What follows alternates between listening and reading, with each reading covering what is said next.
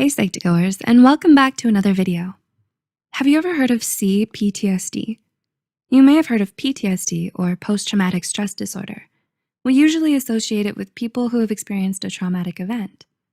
The condition causes intense anxiety around the traumatic event, which can manifest in intrusive thoughts, flashbacks, or nightmares, among many other signs. However, the lesser-known condition is called complex post-traumatic stress disorder, or CPTSD. While there are certain aspects of it that are similar to PTSD, it is a separate type of condition. In this video, we'll give you a brief overview of CPTSD, as well as resources to seek help. But before we begin, we would like to mention that this video is created for educational purposes only and is not intended to substitute a professional diagnosis. If you suspect you may have any form of PTSD or any mental health condition, we highly advise you to seek help from a qualified mental health professional. Let's begin. What is the difference between PTSD and CPTSD? The main difference between PTSD and CPTSD is the duration of the traumatic event.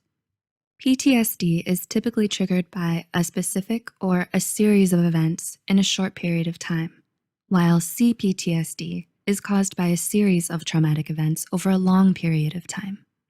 The traumatic events can take place over several months to several years.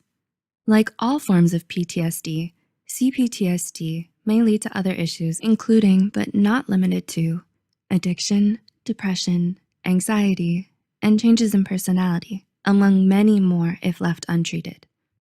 What causes CPTSD? While CPTSD is still being researched, it's believed that long-term trauma and repeated traumatic events create different effects than what is normally understood as PTSD. Dr. Sonya Bruner from BetterHelp describes CPTSD as an issue involving safety. For example, those who grew up in an abusive household may lack a feeling of safety. This constant fear of physical, emotional, or psychological harm in childhood can cause problems later in life.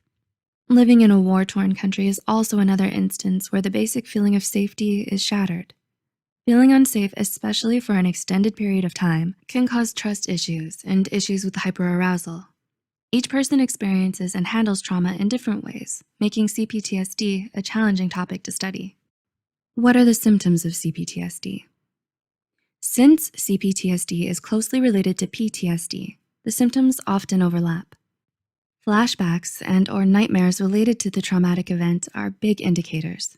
Avoidance is another symptom in which you avoid situations that remind you of the event.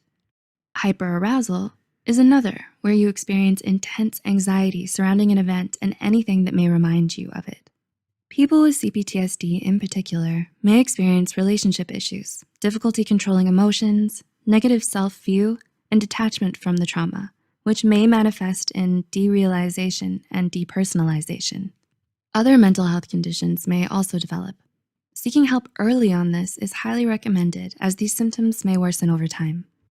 How do I know to get help? According to the Mayo Clinic, if you're having disturbing thoughts or feelings related to a traumatic event for more than a month, you should seek help from a doctor or mental health professional. If these thoughts and feelings are severe, then you should seek help sooner. Acting sooner can help prevent it from worsening. As with any condition, thoughts of suicide should be treated as an emergency by calling your local emergency service number. How is CPTSD diagnosed? Since CPTSD is a relatively newly discovered condition, most people will likely be diagnosed with just PTSD. Typically, the process involves working with a doctor to analyze your behaviors, past events, as well as looking into family history. For CPTSD specifically, they may look at your past relationships and emotional control, as well as analyze the traumatic events you've experienced. What are some treatments available for CPTSD? There are many options for treatment. Forms of therapy such as cognitive behavioral therapy or CBT may help.